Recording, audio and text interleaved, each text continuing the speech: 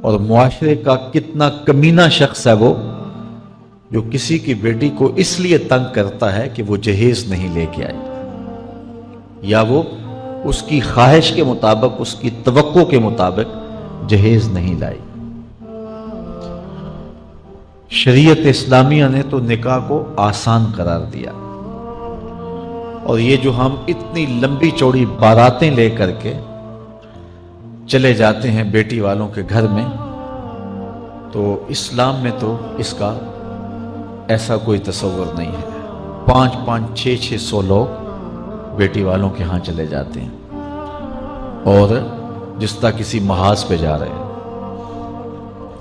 نکاح فی المساجد کا رواج اگر ڈالا جائے تو ہماری زندگیاں سوکھی ہو جاتی۔ یہ جو مروج سلسلہ ہے، اس سے غریب لوگ تو پریشان ہیں ہی، امیر لوگ بھی سکھ میں نہیں ہیں۔ آج 1 کروڑ روپیہ شادی پہ خرچ آ رہا ہے، اور جس کی 4 بیٹیاں ہیں وہ ساری زندگی اسی کام میں ہی لگا رہتا ہے۔ اور غریبوں کی زندگی تو اجیرن ہے۔ غریب کی بیٹیاں سگڑ ہیں، سمجھدار ہیں، سنجیدہ و متین ہیں، پڑھی لکھی ہیں، خوبصورت ہیں، لیکن ان کے رشتے قبول اس لیے نہیں کیے جا رہے کہ ان کے پاس دینے کے لیے کچھ نہیں ہے۔ اور اب ایک سلسلہ چلا جہیز فنڈ کا اور اجتماعی شادیوں کا، تو شاید کسی کے لیے اس میں تسکین ہو، لیکن میں تو ایک مرتبہ ایسی تقریب میں گیا ہوں تو دکھی ہو کے آیا ہوں۔ ہر شخص کا اپنا مزاج ہوتا ہے، مختلف تنظیمات، مختلف لوگ غریب بچیوں کی اجتماعی شادیاں کر رہے ہیں، تو میں ایک تقریب میں مجھے کھینچ کے کچھ لوگ لے گئے۔ میں نے کہا مجھے تجربہ تو نہیں ہے، لیکن مجھے لگتا ہے کہ میرے لیے تکلیف کا سامان ہوگا، اور دوست جس مقصد کے لیے مجھے لے کے جا رہے ہیں تو ان کا مقصد بھی پورا نہیں ہوگا۔ ایسا ہی ہوا، ایک ہال میں 15 سے 20 بچیاں تھیں، اور دوسری جانب 15 سے 20 بچے تھے، اور ان کے مہمان، ان کا ہجوم تھا، اور اسٹیج کے اوپر جو کرسیاں لگی تھیں ان پر مخیر حضرات بیٹھے ہوئے تھے جنہوں نے سرمایہ لگایا اور جہیز فنڈ دیے، اور تنظیم کے لوگ آ کے اپنی کارکردگی بیان کر رہے تھے۔ تو آخر میں انہوں نے مجھے کہا کہ ہم آپ سے کچھ سننا چاہتے ہیں، تو میں نے بیٹھے بیٹھے کہا کہ میں دعا کر دیتا ہوں، لیکن ان کا اصرار بڑا، تو میں نے مائک پہ آ کے کہا کہ انسان کی زندگی میں 3 موقع ہوتے ہیں جس دن وہ مہمان خصوصی ہوتا ہے، اور سب لوگوں کی نظر اسی کے چہرے پہ ہوتی ہے۔ ایک جب وہ پیدا ہوتا ہے تو کالا کلوٹا بھی ہو تو ساری بستی اس کا منہ دیکھنے آتی ہے، اور اسے بہنیں چاند کہہ کے پکارتی ہیں، چاہے اس کا رنگ گہرا سیاہ کیوں نہ ہو۔ دوسرا موقع انسان پر اس وقت آتا ہے جب وہ دولہا بنتا ہے، تو سارے لوگ اسی کو دیکھتے ہیں، اور وہ نگاہوں کا مرکز ہوتا ہے، اور چیف گیسٹ وہی ہوتا ہے۔ اور تیسرا وقت اس کے اوپر تب آتا ہے جب وہ چٹا لٹھے کا لباس پہنتا ہے، تو سارا شہر اس کا منہ دیکھنے آتا ہے۔ تو میں نے کہا ان غریب لوگوں سے آج تم نے یہ حق بھی چھین لیا۔ آج مخیر حضرات کو اوپر بٹھایا اور ان کو نیچے بٹھایا ہوا ہے، اس لیے کہ یہ غریب ہیں، اور کسی کے چہرے کے اوپر میں نے کہا خوشی کے آثار نہیں نظر آ رہے، اداسیاں ہیں، اور اتنے لوگوں کو ان کی غربت کا گواہ بنا رہے ہو۔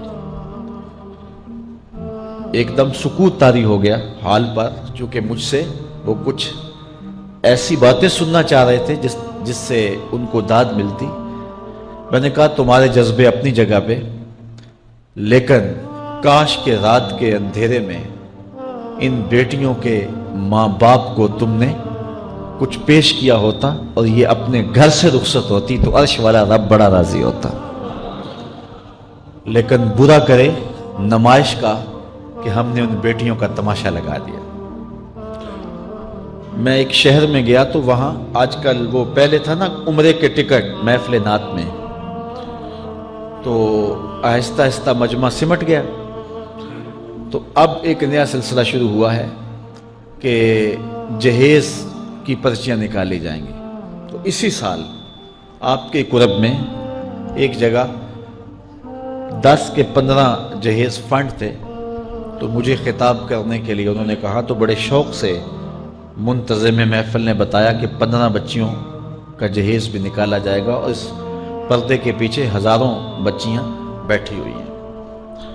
تو میں نے اپنی گفتگو میں کہا کہ یہ ظلم نہ کرو، یہ زیادتی نہ کرو، تمہارے پاس 100 لوگوں کا کھانا ہے تو 500 لوگوں کو نہ بلاؤ کہ تم قرعہ اندازی کر کے 100 آدمیوں کو کھانا دے دو اور 400 آدمیوں کو کہو کہ تمہارا نام نہیں نکلا۔ تمہارے پاس 100 کا کھانا ہے تو 100 کو ہی پردے سے بلاؤ اور ان کو کھانا کھلا دو۔ میں نے کہا 10,000 بیٹیاں اس پردے کے پیچھے بیٹھی ہیں آپ کے بقول، اور آپ ان میں سے چند کو قرعہ اندازی کے ذریعے جہیز فنڈ دے رہے ہیں۔ ہر پرچی پہ 10,000 بیٹی کا دل دھڑکے گا کہ شاید میرے مقدر جاگ پڑے اور غموں کی سیاہ رات ختم ہو گئی، لیکن جب آخری پرچی کے بعد اعلان کیا جائے گا کہ قرعہ اندازی مکمل ہو گئی، تو کتنی بیٹیاں گھروں میں جب واپس جا رہی ہوں گی تو تم نہیں جانتے ان کے قدم کتنے بوجھل ہوں گے، اور رسول اللہ کا میلاد ہو اور بیٹیاں آنسو بہاتی ہوئی جائیں۔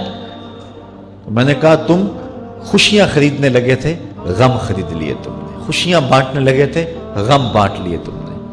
تو یہ زیادتی نہ کرو، یہ جو رواج پڑ رہا ہے یہ اپنی نمائش کے لیے، خدا را آگے تم نے عمرے کے ٹکٹ بانٹے، بہت کچھ کیا لوگوں کو اکٹھا کرنے کے لیے، اور کیا کیا رنگ اپنائے گئے۔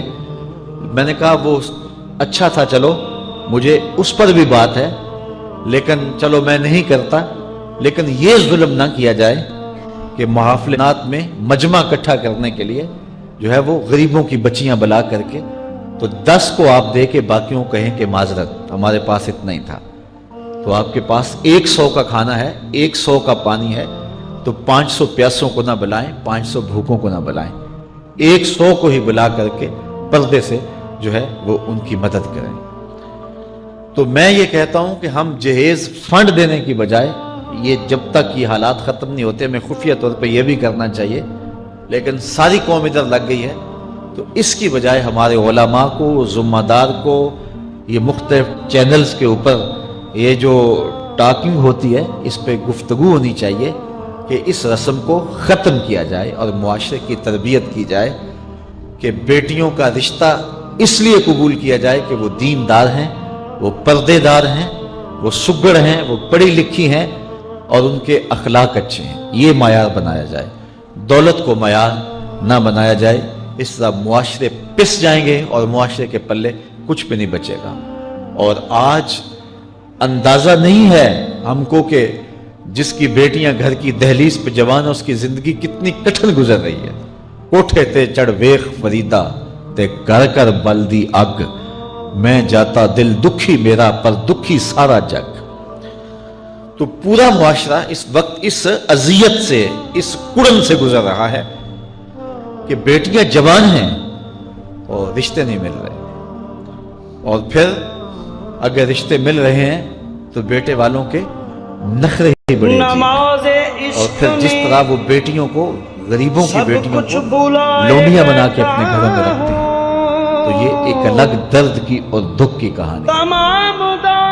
میرے پاس لوگ آتے ہیں، دعا کیجئے، کاروبار نہیں ہے، معاشی بحران ہے، مالی پریشانی ہے، بچے کے امتحان سر پہ ہیں، بہت سارے مسائل لے کر لوگ آتے ہیں، لیکن کوئی نہیں، لوگ حوصلے سے مصائب کا مقابلہ کرتے ہیں، کاٹتے ہیں۔ لیکن کچھ لوگ آتے ہیں دعا کے لیے تو بات کرتے ہی آنکھیں چھلکنے لگتی ہیں اور میرا دل بھی قابو میں نہیں رہتا۔ لوگ کہتے ہیں کہ حضرت دعا کرو، بیٹی سسرال میں دکھی ہے، اللہ سکھ دے دے۔ تو میں دعا بھی کرتا ہوں، لیکن میں تنہائی میں جا کے روتا ہوں کہ اس درد کا مداوع کیا ہے، اس دکھ کا علاج کیا ہے، اور معاشرہ تیزی سے اس تکلیف کی طرف بڑھ رہا ہے، اور طلاق کی شرح بھی جو ہے وہ بڑھتی چلی جا رہی ہے۔ میرے پاس ایک دن ایک صاحب آئے، ساتھ ان کی بیوی تھی، اور میں انہیں جانتا ہوں، عزت دار لوگ تھے۔ تو انہوں نے کہا کہ ہم آپ سے کوئی تنہائی میں بات کرنا چاہتے ہیں۔ ان کے اپنے عزیز تھے، بیٹیاں اس شخص کی زیادہ ہیں، اپنے عزیزوں میں شادی کر دی۔ تو اس وقت انہوں نے طے کر لیا کہ کوئی بات نہیں، ہم جہیز نہیں لیتے۔ لیکن وہ باپ بلک بلک کے مجھے کہہ رہا تھا کہ کتنے دنوں سے میری بیٹی گھر آ کے بیٹھی ہوئی ہے، اور وہ کہتے ہیں کہ اتنی دیر واپس نہ آنا جب تک تیرا جہیز پورا نہیں ہو جائے گا۔ میں کہتا ہوں کتنا صفاق معاشرہ ہو گیا ہے اور کتنے کٹھن حالات ہو گئے ہیں۔ تو جب معاشرہ اس کیفیت میں چلے جائے تو پھر انارکی پھیلتی ہے اور معاشرے پھر قائم نہیں رہتے۔ تو کتنی باپ کی دہلیز پر بوڑھی ہونے والی بیٹیاں، ان کی سسکیاں، ان کی آہیں اور ان کی چیخیں اس معاشرے کو بے چین کی ہوئی ہیں۔ تو امیر لوگوں کی ذمہ داری ہے کہ وہ غریبوں کے دکھ بانٹ لیں۔ اللہ تعالیٰ ارشاد فرماتا ہے کہ فَقُّ رَقَبَةٍ او اطعام فی یوم ذی مسغبہ، کسی پھنسے ہوئے کی گردن چھڑانا یہ بڑی نیکی ہے۔ تو اس وقت غریب کی بیٹیوں کا رشتہ کوئی قبول نہیں کرتا۔ اگر کوئی نوجوان اور اگر کوئی سرمایہ دار غریبوں کی بیٹیاں قبول کر لے تو یہ اس کی مہربانی ہوگی، اور اگر یہ نہیں کر سکتا تو کم از کم ان بیٹیوں کی شادیوں کا اہتمام کیا جائے، لیکن یہ مہربانی کی جائے کہ غریبوں کی بچیوں کو نمائش گاہ میں نہ کھڑا کیا جائے اور ان کی غربت کا تماشا نہ بنایا جائے۔ رات کی تنہائی میں ان کے ماں باپ کی خدمت کی جائے تاکہ وہ اپنی بیٹیوں کو عزت سے اٹھا سکیں۔ میرے حضور نے ارشاد فرمایا وَرَجُلٌ تَصَدَّقَ بِصَدَقَةٍ فَأَخْفَاهَا حَتَّى لَا تَعْلَمَ شِمَالُهُ مَا تُنْفِقُ يَمِينُهُ، جس شخص نے تنہائی میں خیرات کی کہ دائیں ہاتھ نے جو خرچ کیا بائیں کو پتہ بھی نہ چلا، قیامت کے دن جب کوئی سایہ نہیں ہوگا اللہ اس شخص کو اپنے عرش کا ٹھنڈا سایہ عطا فرمائے۔ تو یہ جو اجتماعی شادیوں کا ماحول ہے، تو اگر اس کو ہم اس میں تبدیل کر لیں کہ غریبوں کی عزت نفس مجروح نہ ہونے پائے، تو اللہ تعالیٰ یہ توفیق نصیب فرمائے اور معاشرے کے اندر ایسے لوگ نکلیں جو معاشرے کے دکھ بانٹتے ہیں۔ اور علماء کو ممبر و محراب سے زوردار آواز اٹھانی چاہیے کہ یہ جو رسم پیدا ہو گئی ہے جہیز کی، اور اس کے بغیر بیٹیاں گھر سے رخصت نہیں ہو سکتی ہیں، تو اس کو ختم کیا جائے اور اس کے خلاف عملی جہاد کیا جائے، اور اس کے لیے امیر لوگ نمونہ بنیں۔ غریب لوگ تو نمونہ بن نہیں سکتے، مشکل ہے ان کے لیے، لیکن امیر لوگ اگر نمونہ بنے تو وہ بن سکتے ہیں اور معاشرے کے اس ناسور کو ختم کیا جا سکتا ہے، اور غریبوں کی بیٹیاں عزت سے اپنے پیا گھر سدھار سکتی ہیں، اور ان کو جو ہے ان کے ماں باپ کو تسکین کی اور چین کی نیند آ سکتی ہے۔ آج میں نے نکاح کے حوالے سے بہت ساری باتیں کرنی تھی، لیکن عنوان ادھر چلا گیا چونکہ یہ ایک سلگتا ہوا مسئلہ ہے اور ہمارے معاشرے کو کاٹ رہا ہے اور توڑ رہا ہے۔ ایک تو گھروں کی دہلیز پہ بیٹیاں بوڑھی ہو رہی ہیں، اور دوسرا شرع طلاق جو ہے وہ بڑھتی چلی جا رہی ہے۔ اس حوالے سے میں زیادہ لمبی گفتگو نہیں کرتا، صرف دو چار باتیں کہ طلاق اگرچہ مرد کا شرعی حق ہے، اور اگر نباہ نہ ہوتا ہو تو طلاق دینا ناگزیر ہو جائے تو طلاق دینا ہی پڑتا ہے، لیکن اس کے باوجود اگر کوئی شخص اپنی بیوی کو برداشت کرتا رہے تو قیامت کے دن رب کی رحمتوں کا حقدار ہوگا۔ جائز کاموں میں جو سب سے ناپسندیدہ امر ہے وہ طلاق ہے، اور جب کوئی شخص طلاق دیتا ہے اللہ کا عرش بھی ہلنے لگ جاتا ہے۔ امرأہ مردودہ اس خاتون کو کہتے ہیں جس کے شوہر نے اس کو طلاق دے دی اور وہ اس قابل نہیں ہے کہ اس کا دوبارہ نکاح ہو سکے. پہلے ہی بڑی مشکل نکاح ہوا تھا، بدصورت تھی، جہیز نہیں لا سکی تھی، تو پہلے بڑی مشکل نکاح ہوا تھا، اب طلاق ہو گئی تو اب تو اور زیادہ امکان مشکل ہو گیا. تو وہ اپنے باپ کی دہلیز پہ بیٹھ گئی. آگے نکاح کا ارادہ بھی نہیں ہے چونکہ امکان باقی نہیں ہے. تو اس عورت کو شریعت میں کہتے امرأہ مردودہ، لٹائی گئی خاتون. حدیث میں آتا ہے کہ کل اس خاتون کے باپ کو اس کے گناہوں کی وجہ سے جہنم کا حکم ہوگا تو یہ جہنم اور اپنے باپ کے درمیان آڑ بن کے کھڑی ہو جائے گی اور رب سے بحث کرے گی کہ میرے مالک تو نہ مجھے عقل دی نہ تو نے مجھے شکل دی. سسرال نے قبول نہ کیا اور خامن نے دھتکار دیا. یہ ایک بوڑھا باپ ہی تھا جو مزدوریاں کر کر کے میرا پیٹ پالتا رہا. اس کے بڑے گناہ ہوں گے لیکن مالک میں تو اس کو جہنم میں نہیں جانے دوں گی. اللہ سے لڑائی کرے گی، بحث کرے گی، اللہ اکبر، الجھاؤ پیدا کر دے گی. حدیث میں آتا ہے اللہ اس خاتون کی سفارش مان کے اس کے بوڑھے باپ کو جنت عطا فرما دے گی. اگر طلاق دینا ناگزیر ہو جائے، بہت ضروری ہو جائے طلاق دینا اور اس کے بغیر کوئی دوسرا راستہ نظر نہیں آ رہا تو پھر بھی 3 طلاقیں اکٹھی نہ دیں. 1 طلاق دے دیں اور 1 طلاق دینے کا فائدہ یہ ہوگا کہ 3 مہینے کے بعد عورت فارغ ہے، آگے نکاح کرنا چاہے تو کر سکتی ہے. لیکن اگر 3 ماہ کے بعد، 4 ماہ کے بعد، سال کے بعد، 2 سال کے بعد اس نے آگے نکاح نہیں کیا تو دوبارہ ان کا پروگرام نکاح کا ہو جاتا ہے تو پھر واپس آنا آسان ہوتا ہے. تو لوگ یکمشت 3 طلاقیں دے دیتے ہیں اور پھر مسئلہ پوچھتے ہیں. تو چونکہ ہمارے یہاں کثرت احناف کی ہے اور واضح احکام جو شریعت کے ہیں وہ 3 اکٹھی طلاقیں اگرچہ ناپسند ہیں لیکن 3 طلاقیں اکٹھی 3 ہی ہو جاتی ہیں.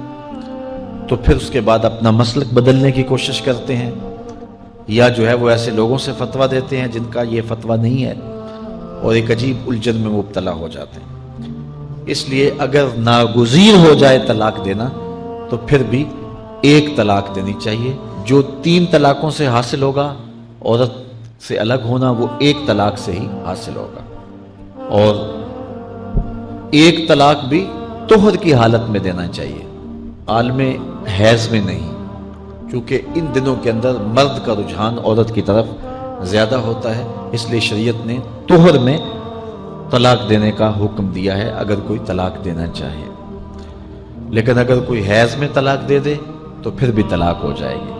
3 اکٹھی دے دیں پھر بھی طلاق ہو جائے گی. لیکن 1 طلاق اور وہ بھی طہر میں اگر دی جائے، ہاں مہینے کے وقفے کے بعد دی جائے تو پھر بھی موقع موجود ہوتا ہے. تو عمومی طور پہ لوگ 3 طلاقیں اکٹھی دے کے بعد میں پریشان ہوتے ہیں کیونکہ طلاق دینے کے بعد پھر پوزیشن سوچ کی اور گمان کی اور ہوتی ہے. تو یہ ضروری باتیں تھیں. کار ما آخر شدو آخر ز ما کار نشد. نہیں، قرآن بتاتا ہے اسے مائے حمیم دیا جائے گا، کھولتا ہوا پانی، اور وہ اتنا گرم ہوگا جب پینے کے لیے چہرے کے قریب کرے گا اس سے اٹھتی ہوئی بھاپ کی وجہ سے چہرے کی کھال ادھڑ کے اس کے اندر گر پڑے گی، لیکن اس کے باوجود اس کو پینا پڑے گا.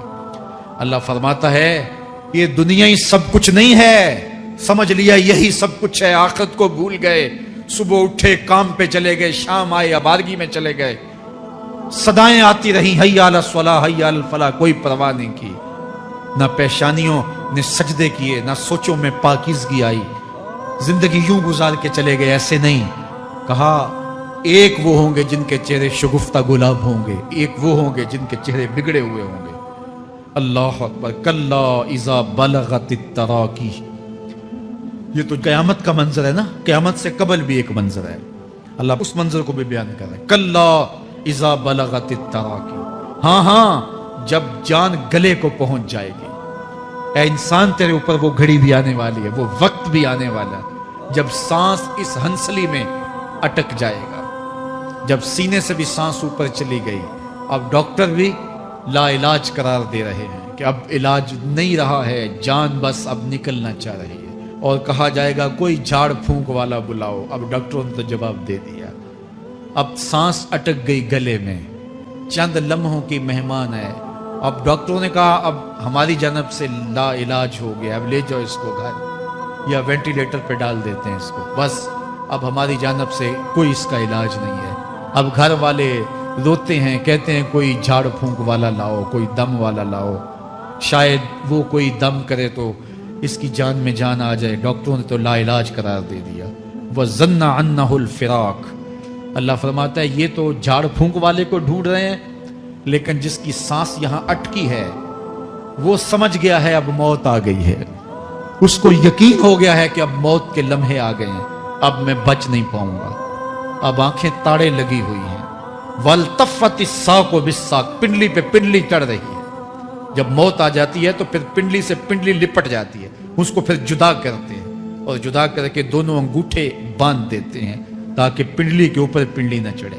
اللہ وہ منظر بیان کرتا ہے، صاحب یہ وقت آنے والا ہے جب دونوں انگوٹھے باندھ دیے جائیں گے، جب ناک میں روئی ٹھونس دی جائے گی، جب چٹے لباس میں کفن دیا جائے گا، جب غسال کے سامنے بے بس پڑے ہوں گے، وہ چاہے یہ بازو اٹھائے چاہے یہ بازو اٹھائے، گرم پانی ڈالے یا سرد پانی ڈالے، جب بس پڑے ہوئے ہوں گے جو ہے وہ غسل دینے والوں کے، اور ناک میں روئی ہوگی اور دونوں انگوٹھے آپس میں بندھے ہوں گے، یہ محل، یہ ماڑی، یہ کوٹھیاں، یہ بنگلے جس کو سویر شام لگ کے حلال حرام کی تمیز کیے بغیر بنایا تھا، غوث اعظم رضی اللہ تعالیٰ عنہ بولے مکان بنا رہا ہے، بسیں گے اور حساب تو جا کے دے گا، اور یہ تو ایک رات بھی تجھے اس گھر کے اندر نہیں رکھیں گے کہ چلو ایک رات مہمان رکھ لیں، کہتے ہیں نہیں نہیں مہمانوں نے بھی جانا ہے تو جلدی کرو، اس کو سپرد کراؤ، وہ تو تیرا لباس بھی پھاڑ کے اتاریں گے، خود غسل دینے کے لیے تیار بھی نہیں ہے، تجھ سے خوف آنے لگا ہے،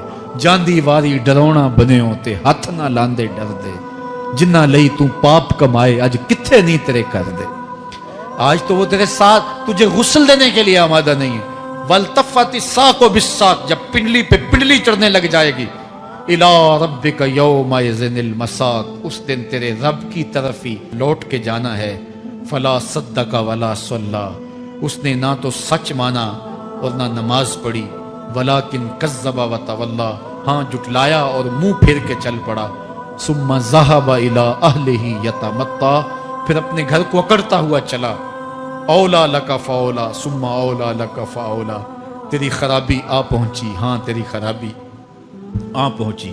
ایحسب الانسان ان یترک سدی، انسان دنیا میں یہ گمان کرتا ہے اس کو سدا چھوڑ دیا جائے گا۔ سدا عربی میں ایسے اونٹ کو کہتے ہیں جس کی مہار کسی کے ہاتھ میں نہ ہو، شترے بے مہار، جہاں مرضی جس گھاٹ سے چاہے پانی پیے، جہاں سے مرضی چارہ لے، تو شترے بے مہار کو کہتے ہیں سدا۔ تو یہ انسان بھی گمان کرتا ہے کہ میں بھی سدا ہوں، مجھے کوئی کیوں پوچھے، میرے جذبات پہ کوئی کیوں قدغن لگائے، مجھے کیوں روکے کوئی، بالخصوص جوانی کے ایام کے اندر جوان کو بڑا ہوتا ہے کہ کوئی مجھے کیوں، وہ تو ماں باپ کے کہنے میں بھی نہیں آنا چاہتا، وہ کہتا ہے کیوں مجھے روکتے ہیں، میری جوانی ہے، میرے جذبات ہیں، مجھے آزادی سے جینے دو، کیوں میرے راستے میں رکاوٹ بنتے ہو، میں سدا ہوں۔ اللہ فرماتا ہے نہیں، ایک اونٹ تو سدا ہو سکتا ہے، جس کو میں نے اشرف المخلوقات بنایا ہے اس کو تو سدا نہیں چھوڑوں گا، اس کو تو پابند بناؤں گا حکام کا۔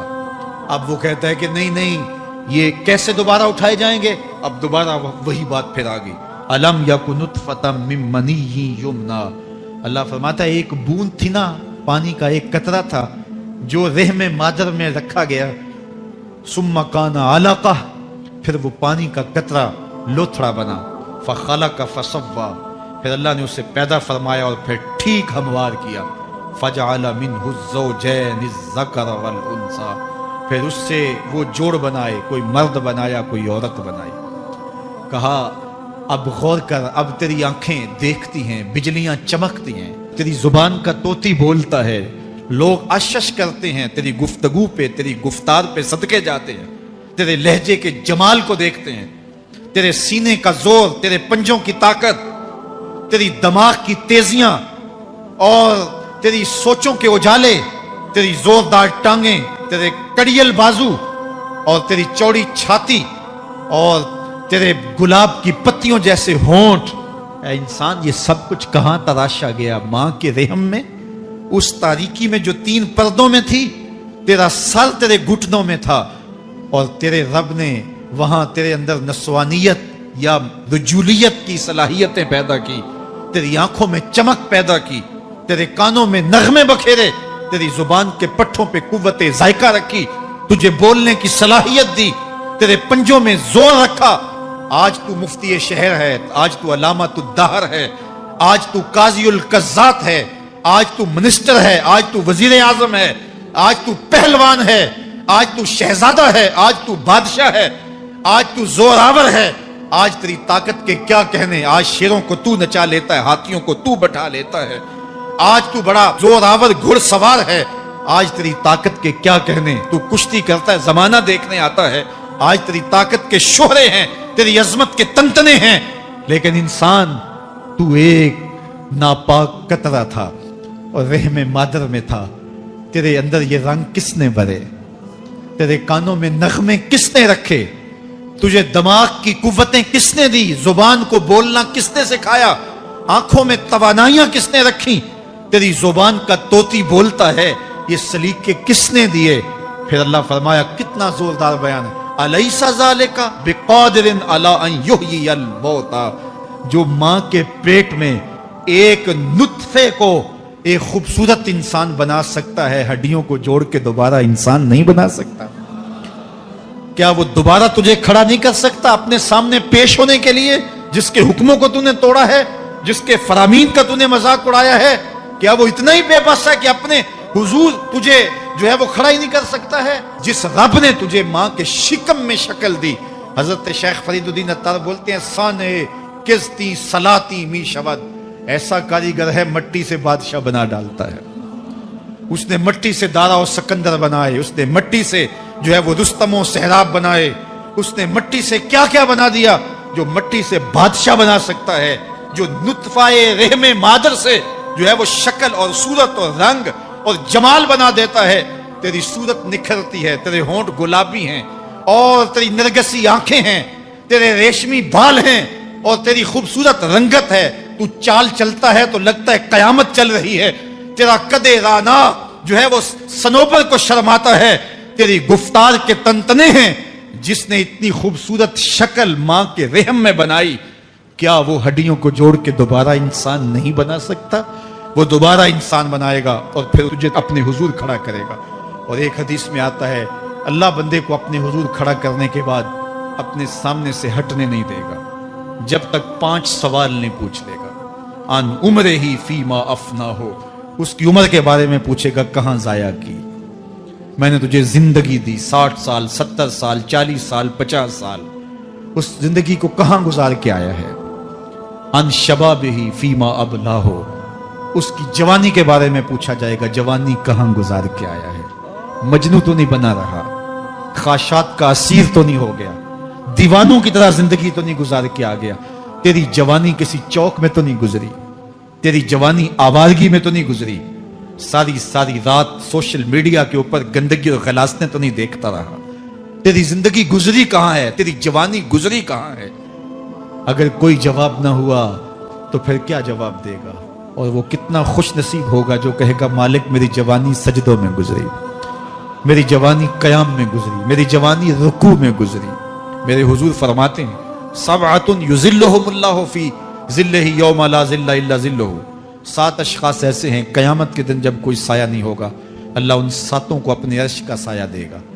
ان میں سے دوسرا شخص میرے حضور نے بیان فرمایا، وشاب نشأ فی عبادت اللہ، وہ جوان جس کی جوانی اللہ کی عبادت میں گزری۔ جوانوں، اپنی زندگی کو مالک کی دہلیز پہ لے آؤ۔ جوانی وہی ہے جو مالک کی چوکھٹ پہ گزرے۔ اپنے دل کا تعلق جوڑو، عشق کرنا ہے تو پھر آمنہ کے لال سے کرو، محبت کا رشتہ ان سے جوڑو، تعلق کا ربط ان سے قائم کرو، جوانی کو دین کی راہ پہ ڈالو۔ اللہ اکبر، سنو میرے حضور کا فرمان، انا حبیب اللہ میں اللہ کا حبیب ہوں.